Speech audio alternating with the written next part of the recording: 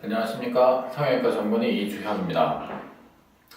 자, 오늘 소개해드릴 말씀은 처진 가슴 수술의 가장 중요한 수술 방법들을 소개해드리는 것입니다. 처진 가슴 교정하는 데에는 아주 많은 방법이 있어요. 유방 확대 수술에서는 사실은 이제 몇 가지 접근 방법의 차이, 그 다음에 보형물을 위치하는 그 위치의 차이, 그것만 설명드리면 더 이상 사실은 할 얘기가 없어요. 그러니까 보형물을 삽입하는 식으로 이제 진행되는 유방 확대 수술은 그만큼 간단한 수술입니다.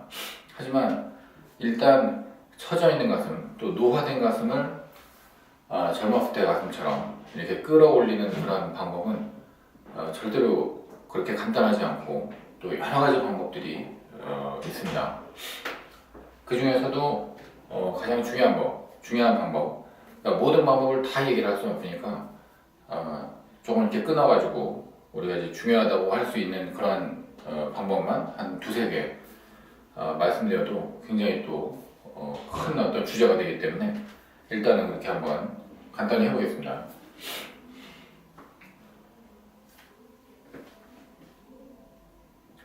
자, 그림에서 보시는 것과 같이 일단은 이 명칭도 사실은 굉장히 어려운데 어떻게 하면 될 수 있으면 쉽게 이것을 설명할 것인가. 수직절개 방법이 있다, 이렇게 일단 말씀드리고, 그 다음에 진피 고정 방법이 있다. 자, 이렇게만 얘기하면은 절대 안 되지만 그래도 전혀 의학적인 지식이 없는 환자분들, 그리고 이제 이 수술에 대해서 이해하고 싶어 하시는 분들을 위해서는 그냥 이렇게나마 얘기를 해야 될 것 같아요. 자, 수직절개 방법이라고 하는 거는 한마디로 말하면은 유방을 전체적으로 다 끌고 올라가야 되는 경우, 이런 유륜 복합체의 위치만 올리는 것이 아니고 유방 전체의 덩어리를 끌어올려야 될 필요가 있을 때 반드시 시행해야 되는 방법입니다. 이 방법은 아주 여러 가지로 사용이 될 수가 있어요. 그리고 처진 가슴의 정도에 불문하고 어떠한 가슴에서든지 전부 좋은 결과를 가져올 수 있다는 그런 점에서 반드시 이 수직절개 방법이 대상이 되는지 안 되는지를 의사로서는 따져보게 됩니다. 자, 이렇게 유방과 유륜의 모양을 이제 대충 그려봤고, 모식도상에서는 이것도 이제 디자인이 이렇게 간단하진 않지만 일단은 이렇게 그려요. 여기가 유륜이 위치해야 될 자리, 이렇게 끌고 올라가야 되는 자리를 표시해 놓은 거죠.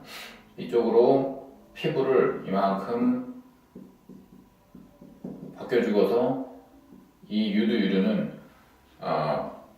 혈액 공급을 받아야 되기 때문에 그 혈액 공급을 받을 수 있는 그런 줄기를 제외한 주변을 방리를 해서 위쪽으로 끌고 올라가서 위쪽에 붙이는 겁니다. 붙이기만 하면은 이게 올라가서 고정돼야 되는데 실제로 사람 몸은 여기도 털려있고 여기도 털려있죠. 그래서 붙이는 순간 위에 살이 끌고 내려와 버리는 경우들이 많이 있어요. 그래서 그런 것을 예방하기 위해서 굉장히 여러 가지 조치들을 취해야 됩니다.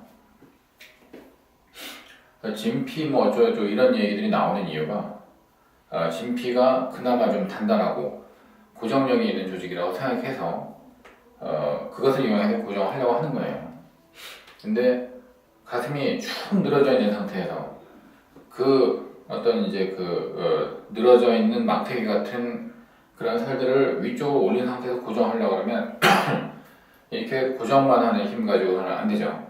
밑에서 이렇게 오므려져서 추어 올리는 그런 힘이 추가적으로 필요합니다. 그래서 수직절개를 하게 되는 것도 있고, 그 다음에 이것만 위쪽으로 갖다가 붙이면 이 바깥쪽 동심원이 훨씬 넓기 때문에 안쪽으로 쭈그러뜨려 가지고서는 밀어서 봉합하는 식으로 상처를 닫게 되는데, 이렇게 되면은 유방의 전체 모양이 이런 모양을 그려야 되는데 어떻게 되나요? 이런 식으로 이 주변이 평평한 모양을 가져버리게 됩니다. 그래서 이 유방의 끝에 전 무덤에 절정부라고 하는데 이런 절정부가 이와 같이 예쁜 모양을 가지게 하려고 하면 또한 반드시 수직절개가 필요한 경우들이 많이 있어요. 그래서 수술을 하고 나면은 후지절개 수술의 경우에는 이와 같이 유륜 둘레 흉터와 수직절개 흉터 이것을 이제 남기게 된다 이렇게 보시면 되는데 대부분의 환자분들이 이런 수직절개 흉터가 생기는 것을 굉장히 두려워합니다. 저렇게 되면은 프랑켄슈타인이 이마에 바늘자국 남긴 것 같이 되는 게 아니냐 이런 질문들을 많이 하시는데 실제로는 가슴이 왜 처지느냐? 처진 가슴을 가지고 있다는 말은 즉 피부에 탄력이 떨어져 있다는 소리예요. 탄력이 없는 피부는 흉터가 잘 남지 않습니다. 이렇게 많이 처지지 않은 가슴에서는 이런 방법을 쓰면 안 되죠. 근데 많이 처져 있는 가슴일수록 피부는 그만큼 탄력이 없다는 소리고 탄력이 없는 피부는 늘어나는 힘이 없기 때문에 이와 같이 봉합한 상태에서 이 흉터는 사실 그렇게 눈에 잘 띄지 않습니다. 그만큼 흉터가 잘 없어져요. 자, 좀 더 간단한 방법은 이와 같이 제가 이 수술 이름은 여러 가지로 불리게 되는데 저는 일단 진피 고정형 처진 가슴 수술이다 이렇게 한번 얘기를 붙여봤어요. 자, 그렇게 얘기하는 이유는 이 수술은 유방 전체가 다 처져 있을 때는 적용할 수 없어요. 유두 유륜 이제 그 정도만 한번 이제 올려보자 이럴 때 이제 쓸 수가 있습니다. 또는 위쪽으로 박리를 해가지고 들어가서 여기서 층층이 봉합을 해가지고서는 끌고 올라가는 방법도 있는데 아무래도 유방 하부 쪽에서 수직절개를 할 때와 같은 그런 고정력을 유지하기는 어렵죠. 자, 어쨌든 이 경우는 전반적으로는 원래 자기 가슴이 볼륨이 많이 크지 않았던 경우 그리고 출산을 하면서 가슴이 이제 많이 쪼그라지는 경우 그러니까 볼륨이 많이 줄어들면서 가슴이 처졌다 이런 경우에는 보형물과 함께 사용하면 좋은 결과가 가져올 수가 있어요.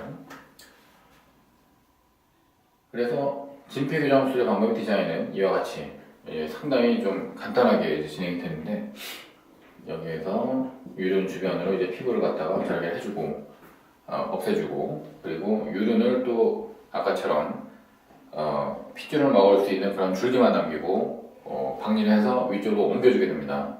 그렇게 해서 수술 후에는 유륜 주변으로만 이렇게 봉합 자국이 남게 되는 그런 수술을 진피 교정 수술이라고 이렇게 합니다. 왜 이렇게 이름을 붙이느냐 하면은 이렇게 올린다고 이름을 올렸는데 이게 그냥 유륜만 넓어지고 끝나는 경우가 이제 많아요.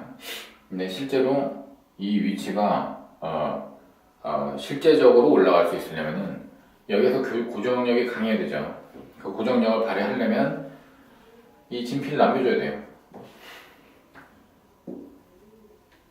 그래서 이 진피들끼리 오물리면서 맞물려야지만 그 접촉 면적이 넓어지면서 고정이 잘 된 상태로 오랫동안 유지가 될 수 있게 되어 있습니다.